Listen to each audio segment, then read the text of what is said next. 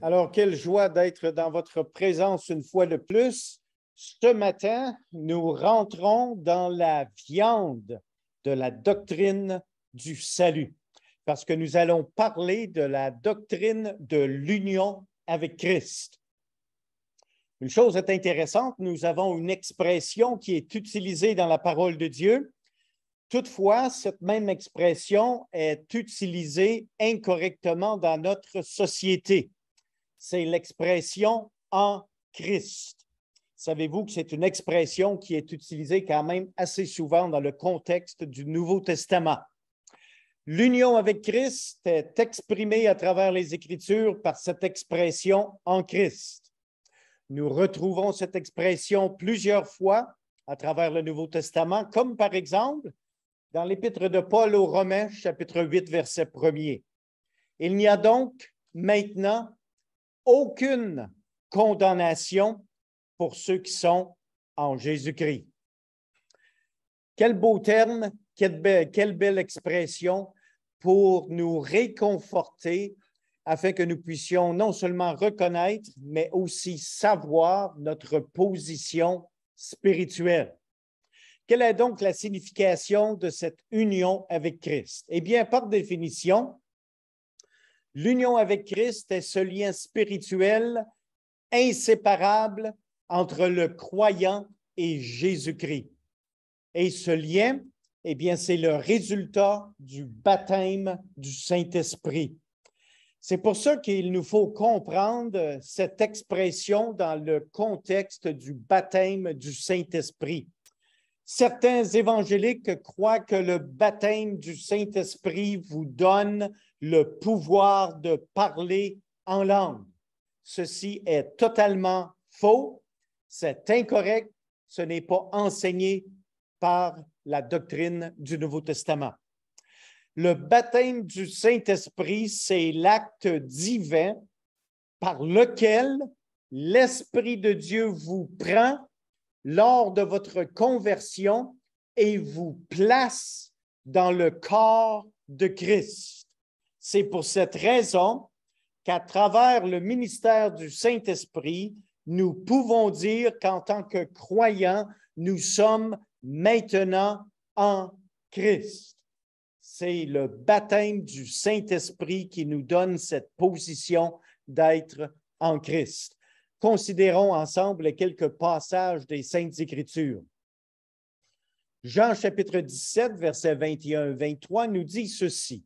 « Afin que tous soient un, comme toi, Père, tu es en moi, et comme je suis en toi, afin qu'eux aussi soient un en nous, pour que le monde croie que tu m'as envoyé, moi en eux et toi en moi, afin qu'ils soient parfaitement un et que le monde connaisse que tu m'as envoyé et que tu les as aimés comme tu m'as aimé. » Je vous inviterai de relire ce passage attentivement à la maison, parce que ce passage nous enseigne non seulement que nous sommes en Christ, mais parce que nous sommes en Christ, nous sommes aussi en Dieu le Père, comme Jésus-Christ est en Dieu le Père.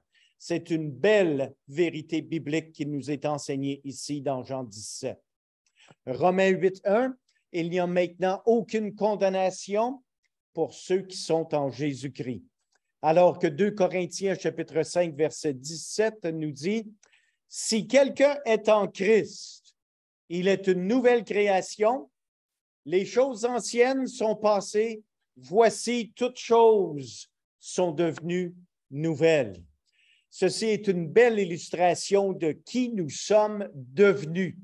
Nous qui étions païens et ennemis de Dieu, nous sommes maintenant en Jésus-Christ et les choses anciennes sont passées et maintenant toutes choses sont devenues nouvelles.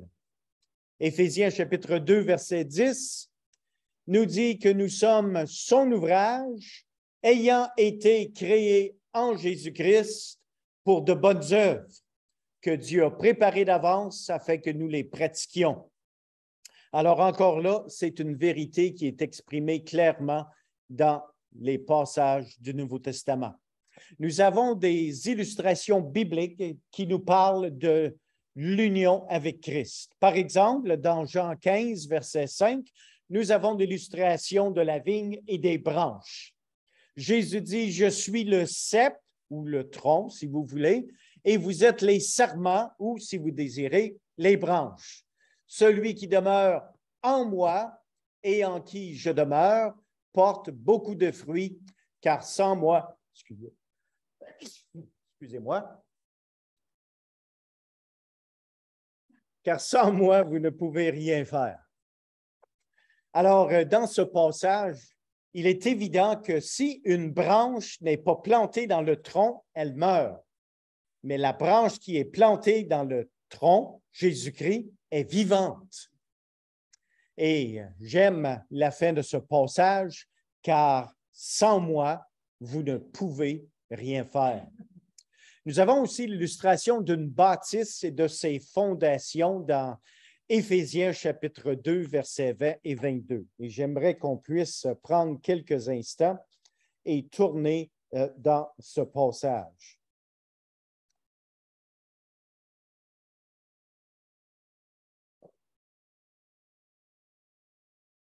Éphésiens chapitre 2 et le verset 20.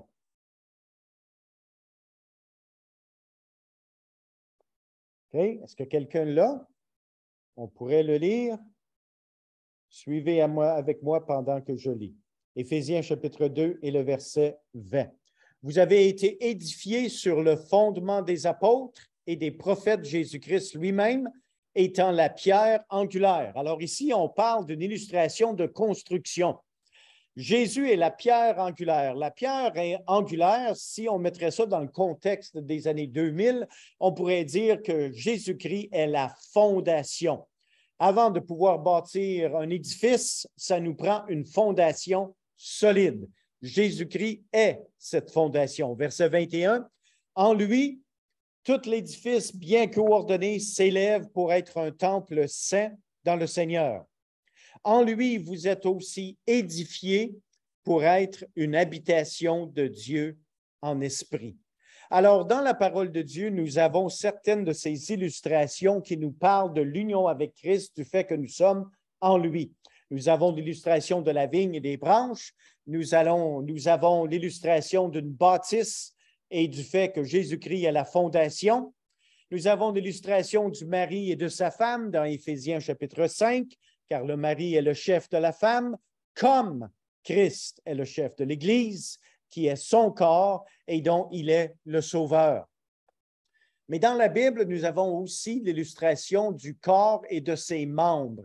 Dans 1 Corinthiens chapitre 12, verset 12, « Car comme le corps est un et a plusieurs membres, et comme tous les membres du corps, malgré leur nombre, ne forment qu'un seul corps, ainsi en est-il de Christ. » Alors, toutes ces belles illustrations, incluant celle de Jean chapitre 10, verset 16, celle du berger et de ses brebis, toutes ces illustrations démontrent que nous sommes en Christ et que nous sommes unis à lui. Quel est donc l'instrument de notre union avec Christ? Eh bien, comme mentionné tout à l'heure, c'est le baptême du Saint-Esprit. Par définition, le baptême du Saint-Esprit, c'est l'acte judiciaire et non pas un acte expérimental par lequel le croyant est placé dans le corps de Christ parce que nous sommes unis éternellement avec lui. Et ceci se produit à notre conversion. C'est important pour nous de réaliser que dès notre conversion, l'Esprit de Dieu nous a pris et nous a placés dans le corps de Christ comme membres du corps, comme nous faisons partie tous comme membres du corps de Christ. Quelles sont donc les preuves bibliques? Eh bien, 1 Corinthiens chapitre 12, verset 13 nous dit, « Nous avons tous en effet été baptisés dans un seul esprit. » Alors ça, c'est clair, les amis. C'est un fait accompli. Ce n'est pas quelque chose à venir, ce n'est pas une supposition, c'est un fait accompli. Nous avons été baptisés d'un seul esprit. Quand c'est arrivé? C'est arrivé lors de notre conversion. Pourquoi? Pour quelle raison? Pour former un seul corps, soit juif, soit grec, soit esclave, soit libre, et nous avons tous été abreuvés d'un seul esprit. Alors, voici la vérité biblique qui non seulement nous identifie à Christ, mais qui nous démontre que nous sommes en lui. Nous avons tous été baptisés dans un seul esprit. Souvenez-vous du fait que ceci est un fait accompli. Et le but, c'est afin que nous puissions former un seul corps. Souvenez-vous également du fait que le baptême du Saint-Esprit n'est pas, comme certains réclament, le parler en langue. Romains chapitre 6, verset 3 nous dit « Nous avons été baptisés en Jésus-Christ ». Ça, c'est un fait accompli. Alors que Galates 3, 27 nous dit « Vous tous qui avez été baptisés en Christ », encore une fois, c'est un fait accompli. Le baptême du Saint-Esprit est donc le processus judiciaire par lequel celui-ci place le nouveau croyant dans le corps de Christ immédiatement lors de sa conversion. Ce n'est pas quelque chose que vous devez attendre pour une deuxième bénédiction après votre conversion, comme certains le présupposent. Le baptême du Saint-Esprit arrive lors de votre conversion et vous êtes immédiatement placé dans le corps de Christ comme un membre fonctionnel de son corps spirituel. Quel est donc le résultat de notre union avec Christ? Eh bien, le croyant reçoit une nouvelle position. Parce qu'auparavant, lorsque nous étions pécheurs, ennemis de Dieu, nous étions hors Christ. Maintenant que nous sommes sauvés, convertis, nous sommes en Christ. Éphésiens chapitre 2, verset 10 nous dit « Il nous a fait asseoir ensemble dans les lieux célestes en Jésus-Christ. » Wow, ça c'est quelque chose quand vous y pensez pour une minute, les amis. La position assise, c'est une position reposante. Nous sommes assis ensemble dans les lieux célestes en Jésus-Christ, parce que Jésus-Christ est assis à la droite du Père. Alors, bien-aimés, vous avez une position spéciale, une position reposante, une position dans les lieux célestes parce que vous êtes en Jésus-Christ. Le croyant devient partenaire de toutes les bénédictions spirituelles. Et ça, c'est important parce que le fait que nous avons été baptisés du Saint-Esprit, placés dans le corps de Christ en Jésus-Christ, eh bien, ça nous donne des privilèges.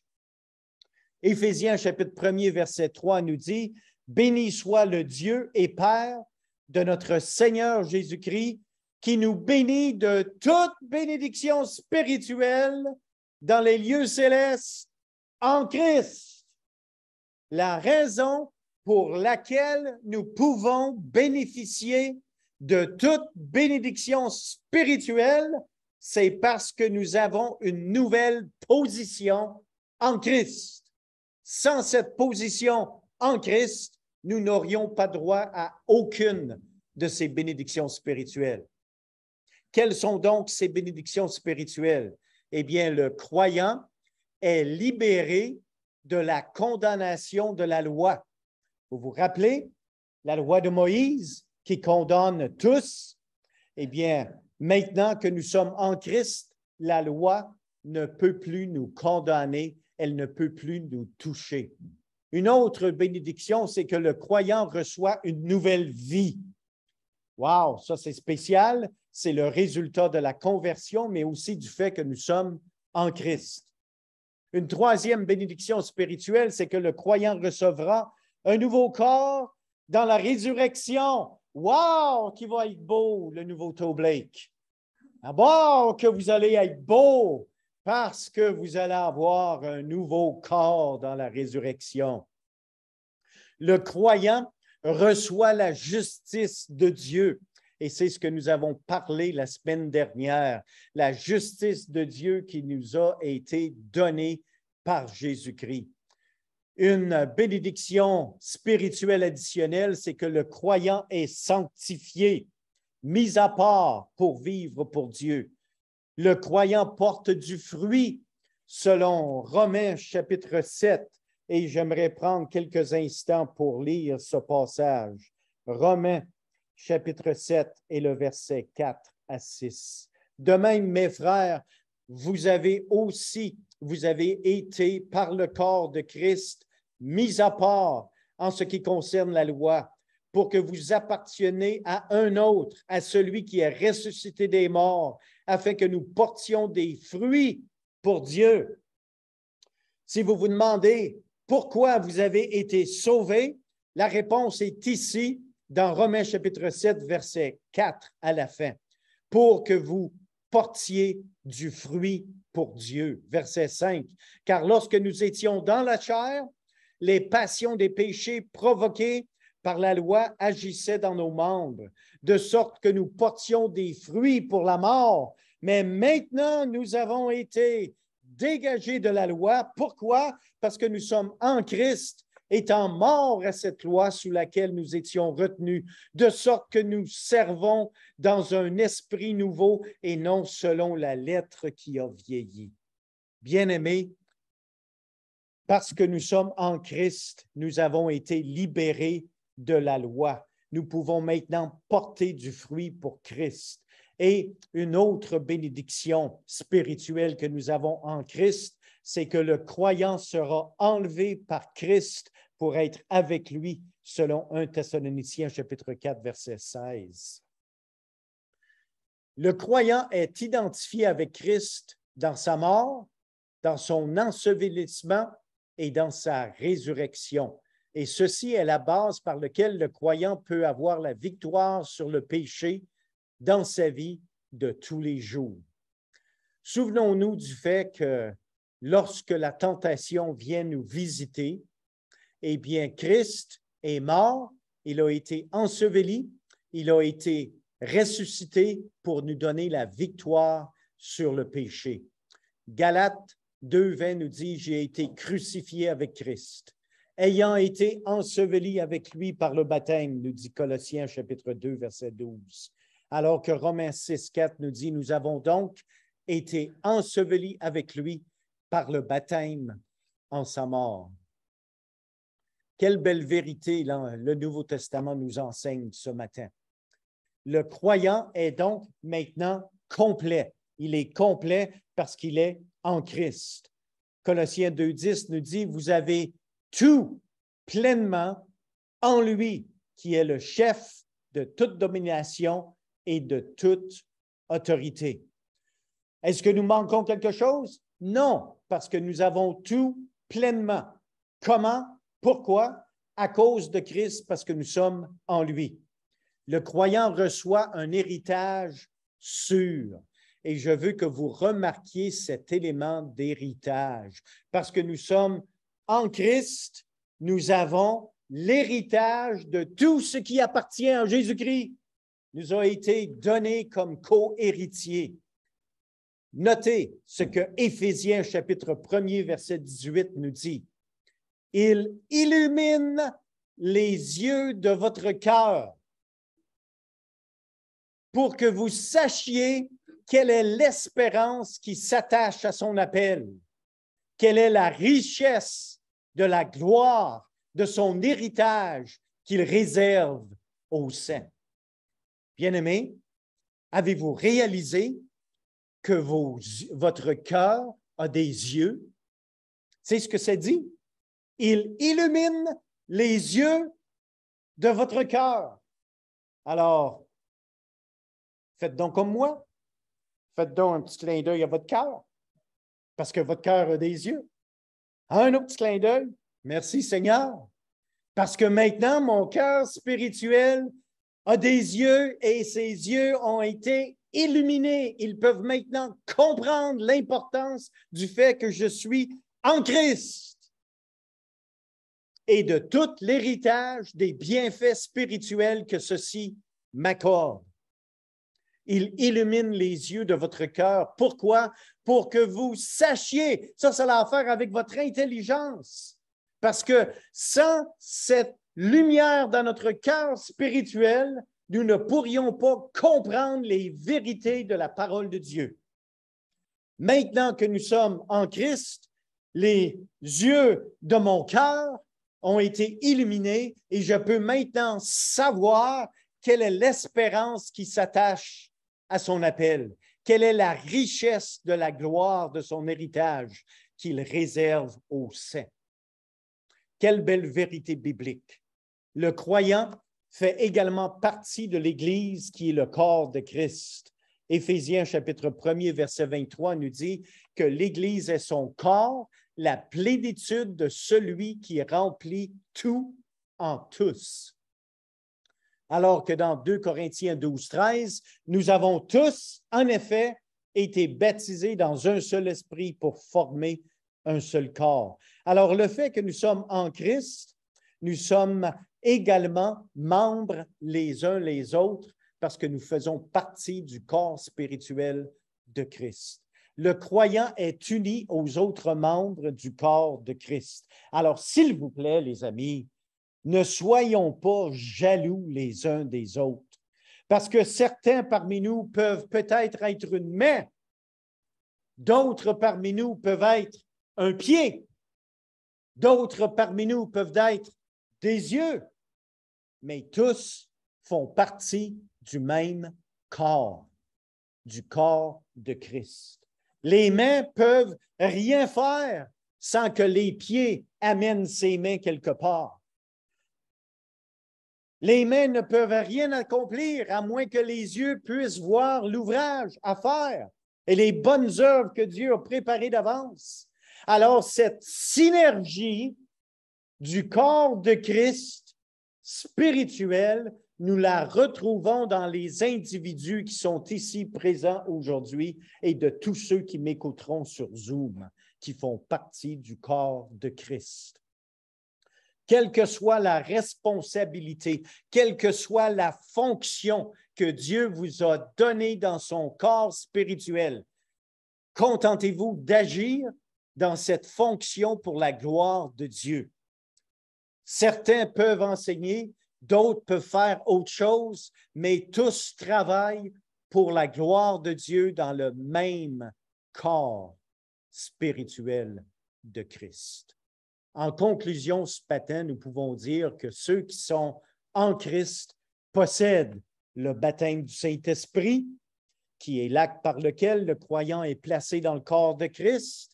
Nous pouvons conclure également que le croyant reçoit une nouvelle position et cette position est assise dans les lieux célestes en Jésus-Christ. Et également, nous pouvons conclure que le croyant devient partenaire de toutes les bénédictions spirituelles, le fait que nous sommes libérés de la condamnation de la loi, le fait que le croyant reçoit une nouvelle vie, le fait que le croyant recevra un nouveau corps dans la résurrection, le fait que le croyant reçoit la justice de Dieu, qu'il est sanctifié, qu'il porte du fruit, et le fait que le croyant sera enlevé ou transformé par Christ pour être avec lui. Quelle belle bénédiction spirituelle est notre héritage. Le croyant est identifié avec Christ dans sa mort, son ensevelissement et sa résurrection. Le croyant est complet en Christ. Il nous manque rien du tout. Le croyant reçoit un héritage et cet héritage est sûr. Pourquoi? Parce qu'elle est basée sur Jésus-Christ en qui nous sommes et il ne ment pas. Le croyant fait partie de l'Église du corps de Christ et le croyant est uni aux autres membres du corps de Christ. Bien-aimés, ceux qui sont en dehors de Christ ne possèdent rien. Alors que nous qui sommes en Jésus-Christ, nous possédons l'héritage divin et tout ce que Jésus-Christ possède, nous le possédons comme co-héritiers. Que le Seigneur bénisse sa parole dans chacun de nos cœurs ce matin et je vous inviterai de relire les notes, de relire les passages bibliques qui sont écrits pour vous et que le Seigneur parle à votre cœur, que l'Esprit de Dieu vous dirige et vous accorde que l'illumination des yeux de votre cœur pour que vous puissiez comprendre ces vérités bibliques. Que le Seigneur soit loué, que sa grâce vous accompagne.